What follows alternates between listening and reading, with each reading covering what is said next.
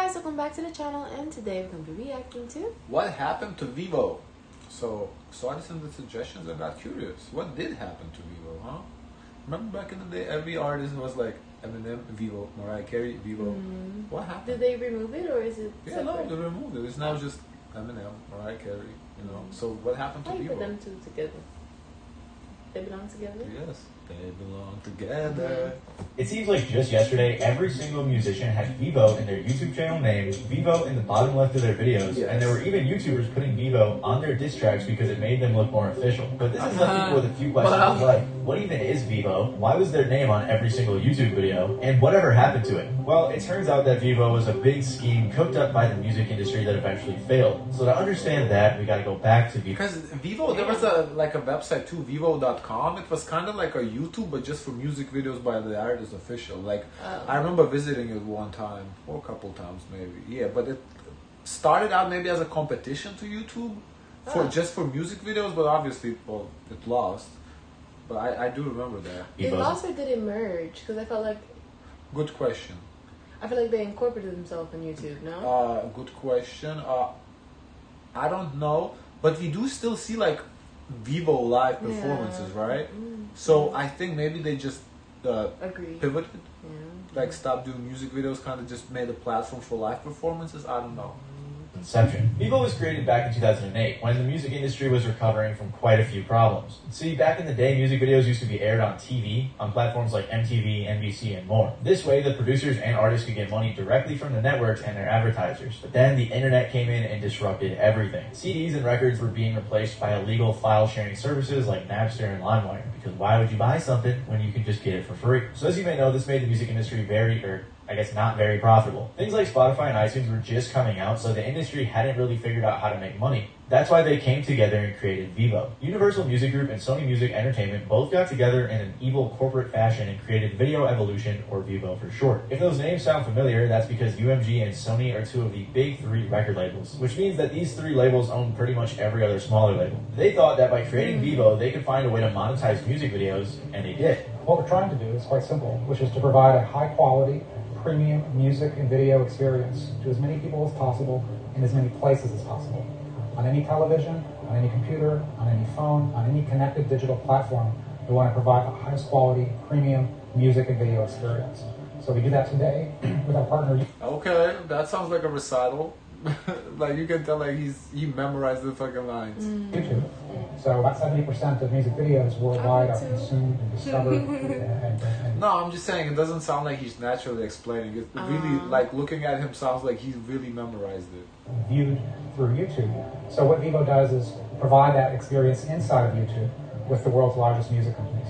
The issue, though, was that YouTube was only monetizing like 3% of their videos at the time, while platforms like Hulu had ads on all of their stuff. But YouTube had been working with these record labels and wanted to keep music videos on their platform because that was one of their biggest sources of views. So YouTube and Vevo came to an agreement. Universal, and eventually some of the other labels I mentioned, would put their music videos on YouTube and Vevo would distribute them. Google hosted them on YouTube and Vevo's website as well. Vevo was also in charge of selling ads to advertisers. Most ads on YouTube videos, like the one you're watching right now, are sold programmatically, where advertisers bid on a certain type of customer demographic, like specifically targeting which country they are from or what age group they belong to. This is very common, I'm sure most of you understand that, but Vevo instead would sell specific slots to advertisers, which makes a bit more sense because you can imagine that appearing in front of a Drake video is likely going to get you more attention than throwing your ad on a Matty Balls video, for example. It's kind of like how advertisers kill to be in the Super Bowl. I'm sure they've had quite a few bidding wars over Taylor Swift's music videos. Not because they're good, but she gets a lot of views. Also on long videos like interviews and things like that, they can sell slots for ads during the video as well. This way Vevo is able to make quite a bit more money from YouTube ads than your everyday YouTuber. So with all of that sorted out, Vevo got like $300 million in investment money, and they were preparing to launch. They acquired some other labels as distribution partners, furthering the music video monopoly, and then they were ready to launch. Vevo launched on December 8th of 2009 with 30,000 videos on their website from huge artists like Eminem, Lil Wayne, Michael Jackson, Lady Gaga, Kesha, Miley Cyrus, and many more. The website actually crashed on launch and in the first month got over 35 million views. Apparently they had already surpassed other websites like AOL Music,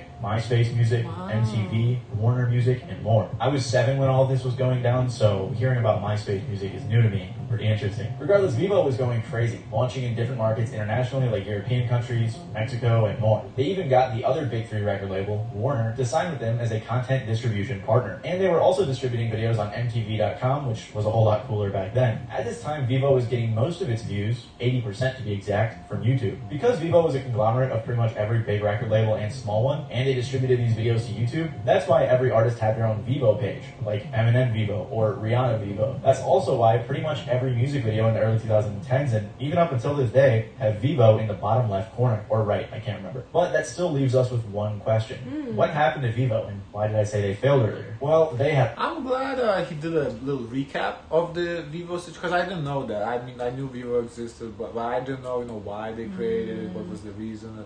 That was kind of cool to see, to learn a little bit. Problem. Vevo wasn't making that much money as an actual company.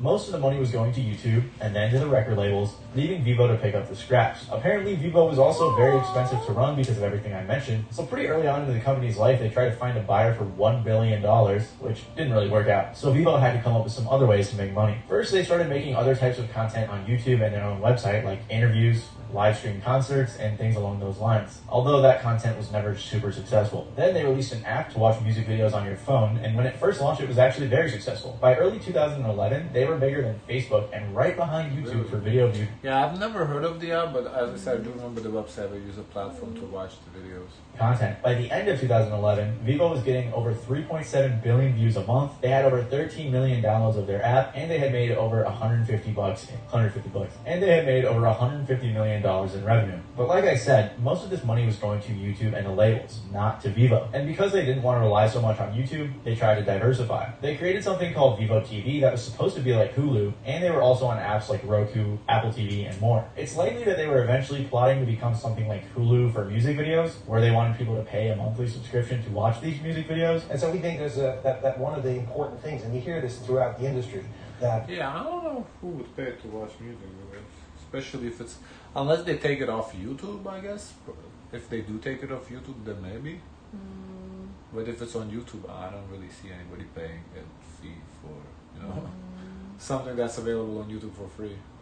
Move towards subscription, a more premium product. That's something we're very interested in and very much, working towards. But that's a subscription service, or does the whole thing go behind the paywall? No, pay and watch TV? No, we believe in a dual revenue stream. This was a rumor for a while, but after consumers have had music videos for free for so long, it's very unlikely that would have ever happened. Right. Regardless, for a while, like I just said, their diversification was working, but it didn't last long, because in 2018, everything came crashing down for Vevo. Vevo had a few controversies that really hurt the company, and I'm not talking about the time some executives were ironically caught watching pirated content, or when they were trying to work with Facebook to get people's info for targeted videos. The main issue they had was in 2018, when they found themselves in the crosshairs of some hackers from the group Rmine. First, the hackers got into Vevo's servers and released 3 terabytes of their documents and videos. Then they got hacked again. This time, 2 hackers named Karoy SH and ProSox got into Vevo's YouTube channel. When they got in, they deleted Despacito, which was the most viewed Vevo video on YouTube, and they also renamed a ton of the videos as well, changed some thumbnails, and apparently this was some sort of pro-Palestine protest. I'm not sure how much these hacks really affected Vevo, but it seems like everything started crumbling after this happened. The CEO stepped down, a bunch of important executives left, and they had to lay off dozens of employees. At the same time, Vevo is really... I don't remember that. That's so interesting. That. Maybe it was like very momentary,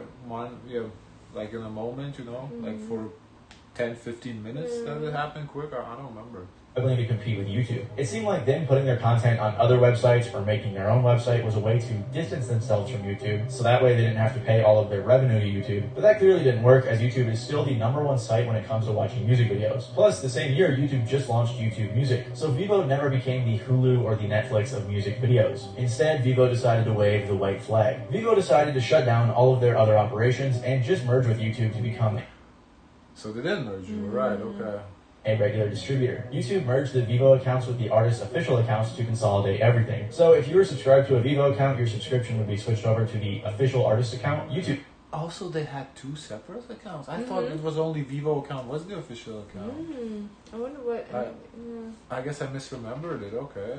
said, Vevo's reach in business can continue to grow on YouTube as a direct result of simplifying the user experience through consolidation of an entire artist catalog into one channel, where Vevo videos are featured prominently. So basically like Agario, YouTube just ate up Vevo. This is probably why it feels like you don't see the Vevo branding as much. I mean, we're all probably used to seeing the Vevo logo in videos, so we don't notice it very often, but it is still there. It's just that the channels don't have Vevo in their name anymore. And Vevo is still pretty successful after the merge with YouTube, as they have over 500,000 music videos that get over 26 billion views a month. You can still go to Vevo's website and check out their content and their artists, but it always... Yeah, they do produce content, so they still exist, because we react occasionally to like Vevo live performance or something. Redirects you to YouTube. They also still host their videos on Pluto TV and Roku, but let's be honest, no one's going there to watch music videos. Like Medium.com said, without assassinating YouTube, there really wasn't enough room for both of them to coexist. The consumer isn't ever going to go to a second location for the same product they can get at the first. So just because it looks like they aren't there, Vevo is still there operating in the shadows. However, their plans to take over the internet as the go-to music video service failed. Like Jordan Fraser said, Vevo isn't dead, it has regressed to the bottom of the video screen. It exists today as branding you'll continue to see on most music videos. It also exists as a reminder that the entire music industry is run by only a few people in expensive suits. If you like this video, you may like... That is interesting, the last line. The few people in expensive suit kind of makes you go back to the Drake situation. UMG yeah, interesting. Interesting video, yeah. We learned some stuff. Okay, cool. Guys, of course, let us know your thoughts. Don't forget to like, comment, and subscribe. Join the Discord, and as always, share as much kindness as possible.